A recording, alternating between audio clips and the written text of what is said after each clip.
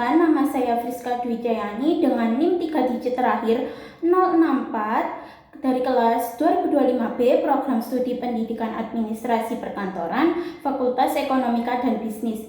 Pada kesempatan kali ini, saya akan menampilkan video praktik mengajar dengan materi komunikasi perkantoran. Video ini dibuat untuk memenuhi tugas ujian tengah semester pada mata kuliah Strategi Pembelajaran Administrasi Perkantoran. Dalam video ini, saya akan menampilkan proses pembelajaran yang meliputi kegiatan membuka pelajaran, menjelaskan materi, melakukan interaksi tanya jawab dengan siswa, serta menutup pembelajaran. Semoga video pembelajaran ini dapat memberikan gambaran mengenai penerapan strategi pembelajaran dalam proses mengajar. Terima kasih atas perhatiannya. Wassalamualaikum warahmatullahi wabarakatuh.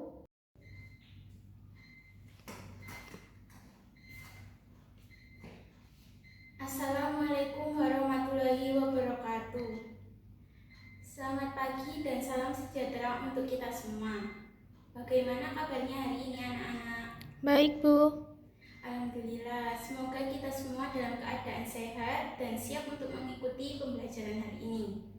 Baik, sebelum dimulainya pembelajaran hari ini, mari kita berdoa terlebih dahulu dan semoga pembelajaran hari ini dapat memberikan ilmu yang bermanfaat untuk kita semua. Berdoa dimulai.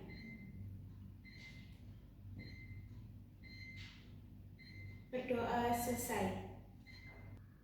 Baik, sebelum Ibu mulai pembelajaran hari ini, Ibu akan mengabsen kalian satu persatu. Oke. Ratna. Hadir, Ibu. Bagus. Hadir. Dwi. Hadir. Citra. Hadir. Ratna. Hadir, Ibu. Ayu. Hadir. Baik, hadir semua ya. Baik, pada pertemuan hari ini kita akan membahas materi yang sangat penting dalam dunia kerja, yaitu dalam bidang administrasi perkantoran, yaitu komunikasi perkantoran. Namun sebelum Ibu menyampaikan materi, Ibu ingin menanyakan sesuatu kepada kalian. Siapa di antara kalian yang pernah menyampaikan pesan kepada teman kalian, namun teman kalian salah memahami maksud pesan yang kalian berikan? Saya, Bu. Nah, itu adalah salah satu contoh kesalahan dalam komunikasi. Komunikasi yang tidak jelas dapat menyebabkan kesalahpahaman, konflik, bahkan kesalahan pekerjaan. Hal ini juga sering terjadi di kantor. Bayangkan, jika seorang pimpinan memberikan instruksi kepada karyawannya, tapi karyawan tersebut tidak memahami maksud instruksi tersebut, tentu pekerjaan yang dilakukan bisa menjadi tidak sesuai dengan apa yang dilakukan. Oleh karena itu, komunikasi yang baik sangat penting dalam dunia kerja. Pada pembelajaran hari ini, kita akan mempelajari beberapa hal, yaitu pengertian komunikasi dalam perkantoran, tujuan komunikasi perkantoran, unsur-unsur komunikasi, jenis-jenis komunikasi perkantoran, bentuk-bentuk komunikasi perkantoran, asas-asas komunikasi, fungsi komunikasi dalam administrasi kantor, hambatan dalam komunikasi perkantoran, dan pentingnya komunikasi dalam administrasi perkantoran. Diharapkan setelah mempelajari materi ini, kalian dapat memahami bagaimana cara berkomunikasi yang baik dalam lingkungan kerja kantor. Sebelum masuk ke materi, Ibu ingin kalian melakukan ice breaking terlebih dahulu agar kalian lebih semangat belajar. Oke. Permainan ini namanya pesan berantai. Ibu akan memberikan sebuah kalimat kepada salah satu siswa, kemudian siswa tersebut harus menyampaikan pesan itu kepada temannya secara berbisik sampai ke siswa terakhir. Setelah itu, kita lihat apakah pesan tersebut masih sama atau sudah berubah. Sekarang, coba kita lihat pesan awalnya. Pesan awalnya adalah besok semua pegawai harus mengikuti rapat penting di ruang meeting. Sekarang, coba siswa terakhir menyampaikan pesan yang dia terima. Besok semua pegawai harus datang pagi ke ruang rapat. Nah, ternyata pesan tersebut sedikit berubah. Dari permainan ini kita dapat melihat bahwa komunikasi yang tidak jelas dapat menyebabkan perubahan informasi. Hal ini juga bisa terjadi di dalam kantor jika komunikasi tidak dilakukan dengan baik. Baik, setelah kita melakukan ice breaking, sekarang kita akan masuk ke dalam materi. Baik, Ibu akan menjelaskan tentang pengertian komunikasi.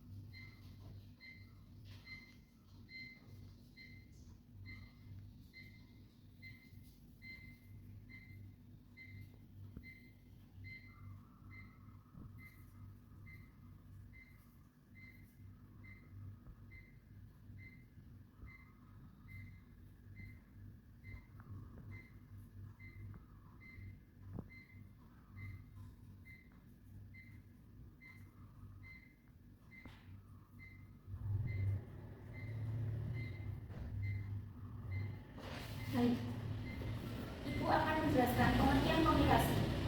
Komunikasi merupakan salah satu kegiatan yang sangat penting dalam kehidupan manusia. Dalam kehidupan sehari-hari, hampir setiap aktivitas yang dilakukan selalu melibatkan komunikasi, baik komunikasi dengan keluarga, teman, maupun dengan orang lain di lingkungan kerja.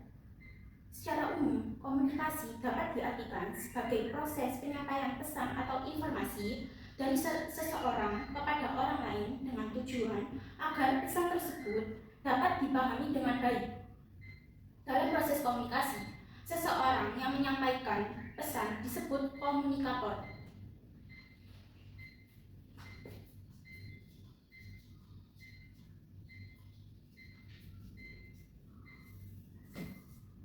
Komunikator. Sedangkan orang yang menerima pesan disebut komunikan.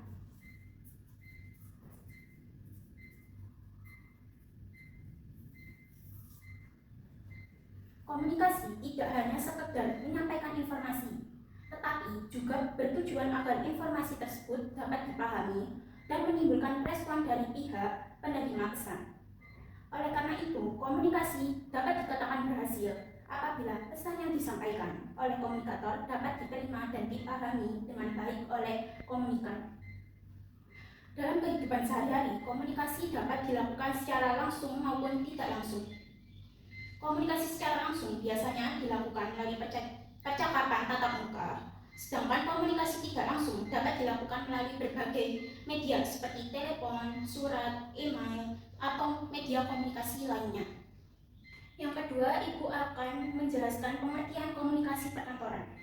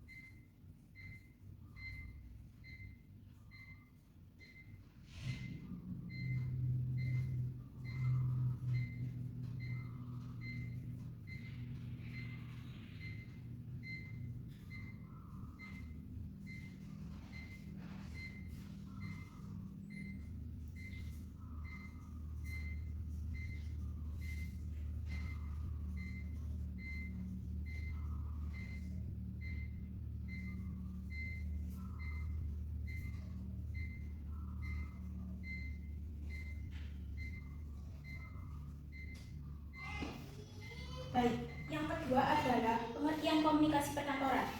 Komunikasi perkantoran merupakan komunikasi yang terjadi di lingkungan kantor atau organisasi yang berkaitan dengan kegiatan pekerjaan. Komunikasi ini melibatkan berbagai pihak yang berada dalam suatu organisasi seperti pimpinan, karyawan, maupun pihak lain yang memiliki hubungan dalam organisasi tersebut.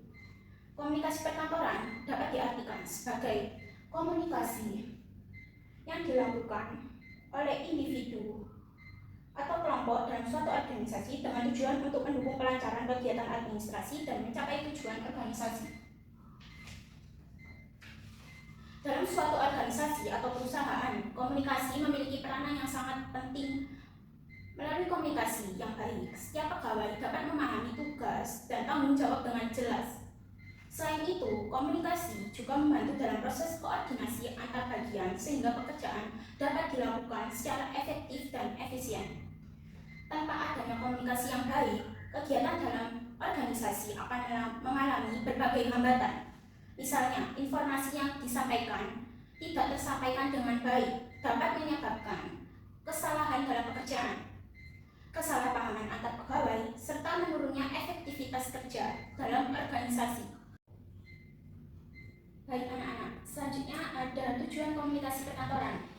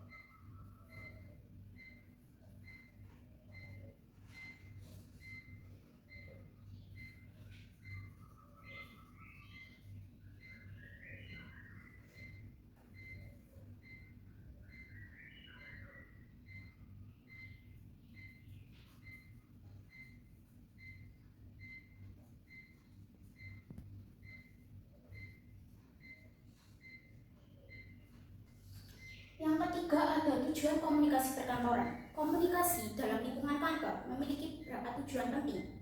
Salah satu tujuan utama komunikasi adalah untuk menyampaikan informasi yang berkaitan dengan pekerjaan.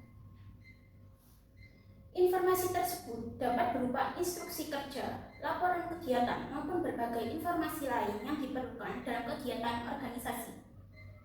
Selain itu, komunikasi juga bertujuan untuk menciptakan koordinasi kerja yang baik antar bagian dalam organisasi. Dalam suatu perusahaan, setiap bagian memiliki tujuan dan tanggung jawab yang berbeda-beda. Oleh karena itu, komunikasi diperlukan agar setiap bagian dapat bekerja sama dengan baik dalam mencapai tujuan organisasi. Tujuan lain dalam komunikasi perkantoran yaitu menghindari terjadinya kesalahpahaman dalam kerja. Informasi yang disampaikan secara jelas dan lengkap akan membantu pegawai memahami tugas yang harus dilakukan sehingga dapat meminimalkan kesalahan dalam kerja.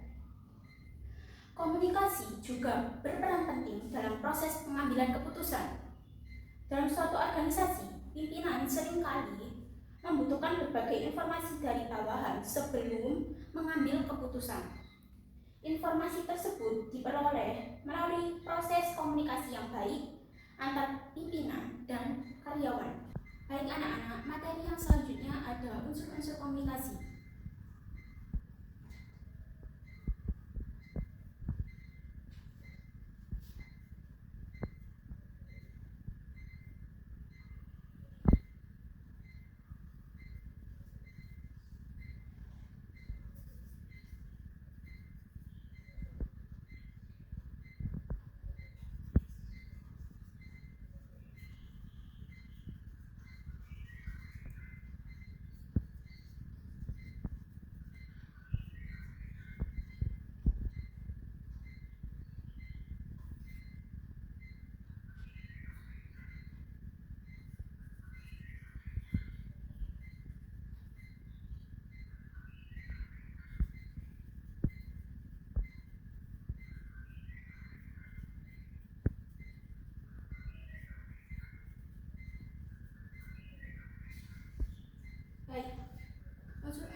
komunikasi.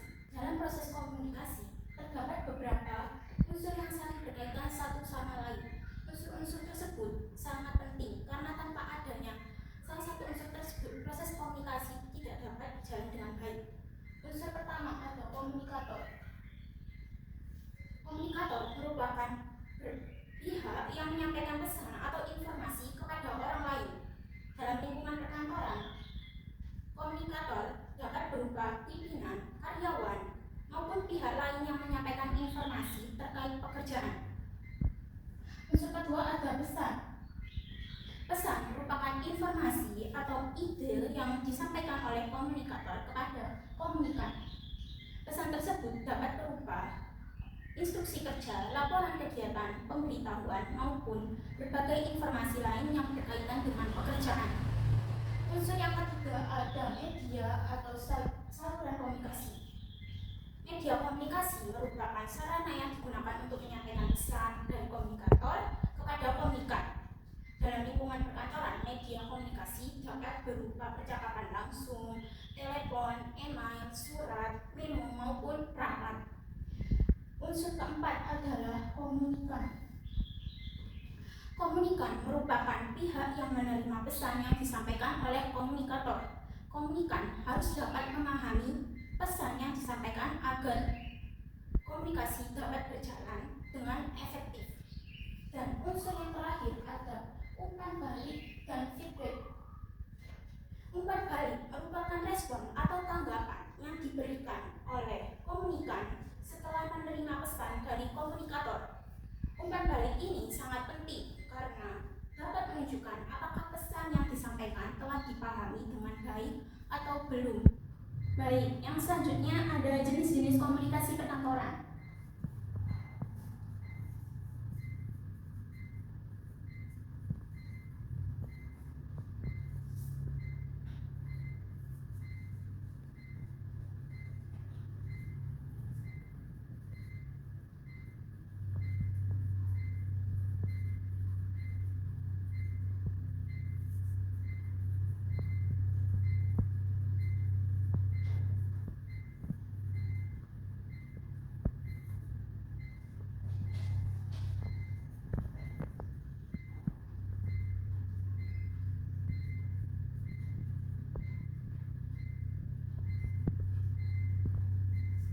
Baik, yang selanjutnya ada jenis-jenis komunikasi dalam perkantoran. Dalam organisasi atau perusahaan, komunikasi dapat terjadi dalam berbagai bentuk dan arah. Salah satu jenis komunikasi yang sering terjadi adalah komunikasi berdasarkan arah penyampaiannya. Jenis komunikasi yang pertama adalah komunikasi ke bawah. Komunikasi ini terjadi ketika pimpinan menyampaikan informasi kepada bawahan. Contohnya adalah pemberian instruksi kerja, pembagian tugas, atau penyampaian kebijakan perusahaan. Jenis komunikasi yang kedua adalah komunikasi ke atas. Komunikasi ini terjadi ketika bawahan menyampaikan informasi kepada pimpinan. Contohnya adalah laporan pekerjaan, penyampaian saran, maupun penyampaian permasalahan yang terjadi dalam pekerjaan. Dan jenis komunikasi ketiga adalah komunikasi horizontal. Komunikasi ini terjadi antara pegawai yang memiliki kedudukan atau jabatan yang sama dalam organisasi. Biasanya komunikasi ini bertujuan untuk melakukan koordinasi atau kerjasama dalam menyelesaikan suatu pekerjaan. Baik, Ibu lanjutkan. Yang keenam ada bentuk-bentuk komunikasi.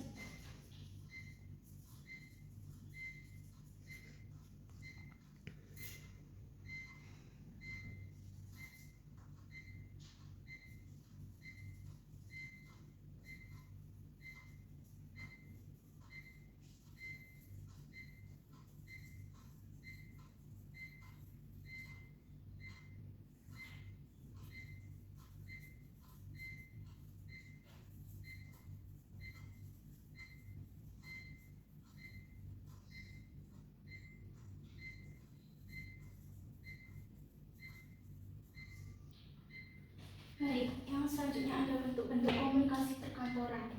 Komunikasi perkantoran dapat dilakukan dalam beberapa bentuk, yaitu komunikasi lisan, komunikasi tertulis, dan komunikasi nonverbal. Komunikasi lisan merupakan komunikasi yang dilakukan secara langsung melalui percakapan atau pembicaraan.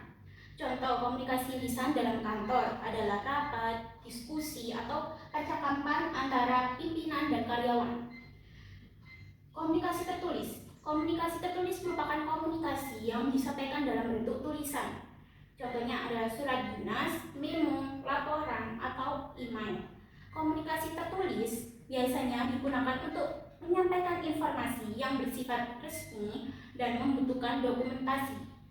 Sedangkan komunikasi nonverbal merupakan komunikasi yang dilakukan tanpa menggunakan kata-kata, tetapi melalui bahasa tubuh seperti ekspresi wajah atau gerakan tertentu. Dalam lingkungan kerja, komunikasi nonverbal dapat membantu memperjelas pesan yang disampaikan secara lisan. Baik, yang selanjutnya ada asas-asas komunikasi.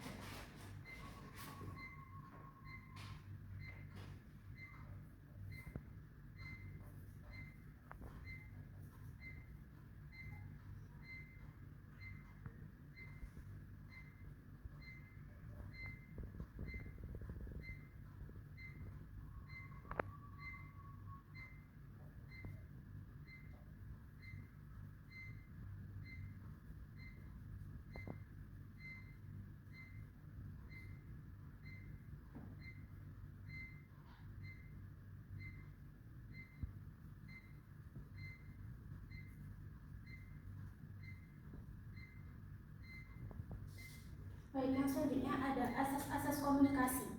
Agar komunikasi dapat berjalan dengan efektif, terdapat beberapa asas komunikasi. Di antaranya, kemudahan dalam pengiriman informasi, informasi mudah dimengerti, kesamaan pengertian, penggunaan alat komunikasi yang sederhana, dan bermanfaat dan menguntungkan. Jika asas-asas tersebut diperhatikan, maka komunikasi akan berjalan lebih efektif. Baik, yang selanjutnya, fungsi komunikasi dalam administrasi kantor.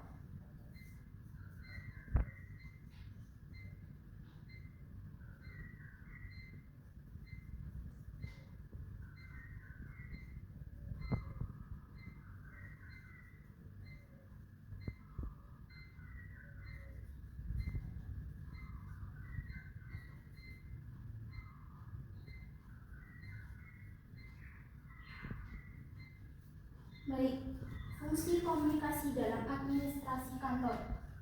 Yang pertama, fungsi kontrol. Fungsi kontrol ini untuk mengawasi pekerjaan karyawan. Yang kedua, ada fungsi motivasi, yaitu untuk memberikan dorongan kepada karyawan. Fungsi yang ketiga, ada fungsi emosi, yaitu untuk mengekspresikan perasaan dalam lingkungan kerja. Dan fungsi yang terakhir ada fungsi informasi, yaitu untuk membantu proses pengambilan keputusan. Baik anak-anak, apakah kalian masih semangat? Masih. Baik, Ibu lanjutin ya.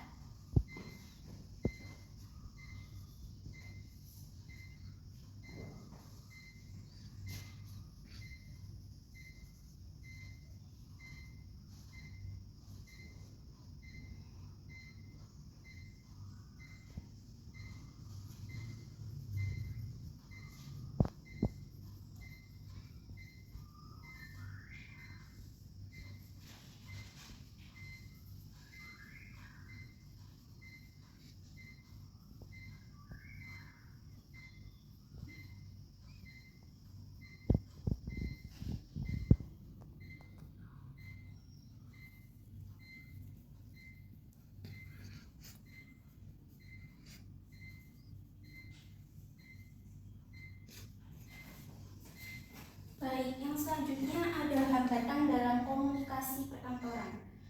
Meskipun komunikasi sangat penting dalam organisasi, dalam praktiknya sering terjadi berbagai hambatan yang dapat mengganggu proses administrasi.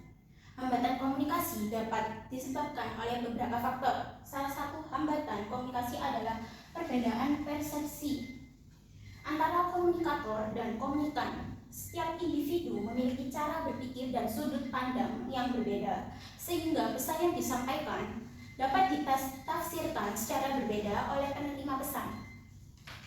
Hambatan lainnya adalah penggunaan bahasa yang kurang jelas atau terlalu rumit. Jika pesan yang disampaikan dengan bahasa yang sulit dipahami, maka komunikan akan mengalami kesulitan dalam memahami informasi yang diberikan. Kurangnya perhatian dari pihak penerima pesan juga dapat menjadi hambatan komunikasi. Misalnya, ketika seseorang tidak fokus saat mendengarkan informasi yang disampaikan, maka pesan yang diterima bisa menjadi tidak lengkap. Selain itu, penggunaan media komunikasi yang tidak tepat juga dapat menyebabkan terjadinya hambatan komunikasi. Oleh karena itu, pemilihan media komunikasi yang sesuai sangat penting agar pesan yang disampaikan dapat tersampaikan dengan baik. Oke, materi yang terakhir adalah pentingnya komunikasi dalam administrasi perkantoran.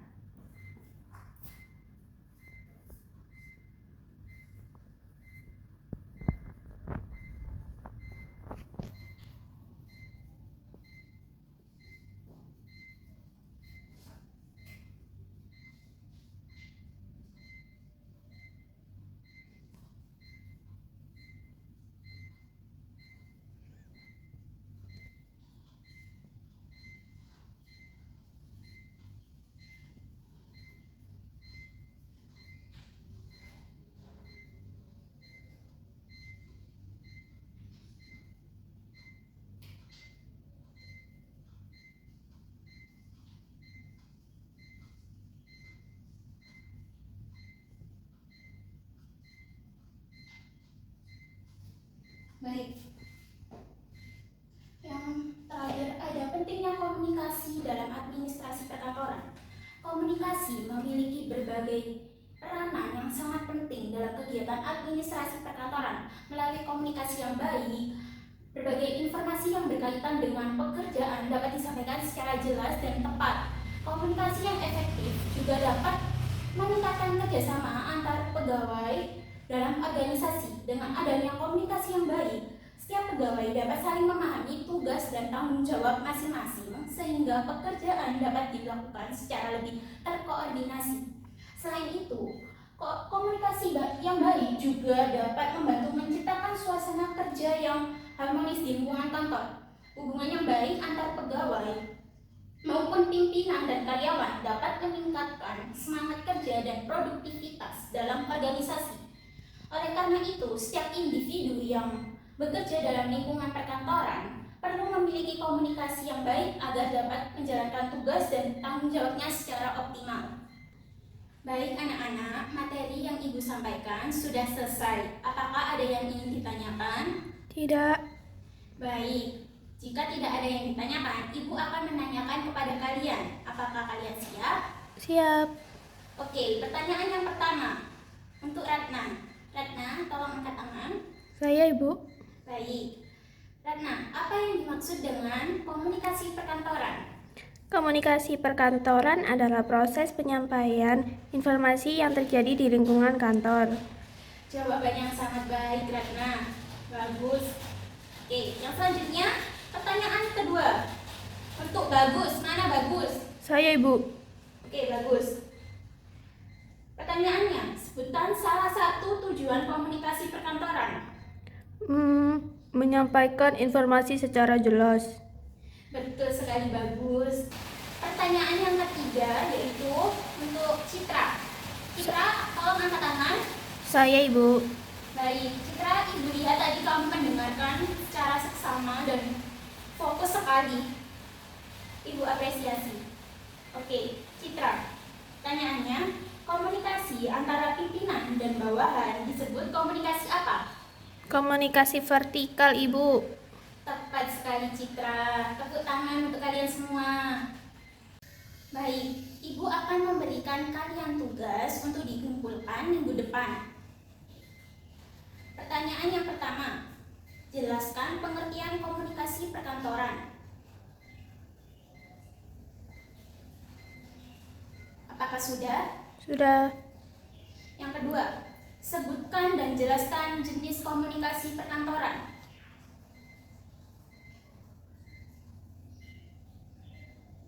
Apakah sudah? Sudah. Ketiga, sebutkan fungsi komunikasi dalam administrasi kantor. Apakah sudah? Sudah. Baik, Ibu akan menambahkan satu soal studi kasus. Di sebuah perusahaan, seorang pimpinan memberikan tugas kepada karyawan melalui pesan singkat tanpa penjelasan yang jelas. Apakah sudah? Sudah. Akibatnya, karyawan tersebut salah memahami instruksi yang diberikan.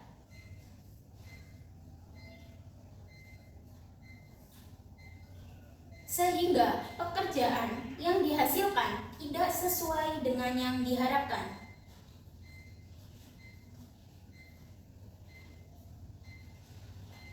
Apakah sudah, anak-anak? Sudah. Pertanyaannya, menurut kalian, berdasarkan kasus tersebut, pertama, apa penyebab terjadinya kesalahpahaman dalam komunikasi tersebut? Dua, menurut kalian, bagaimana cara memperbaiki komunikasi agar kesalahan seperti itu tidak terjadi lagi?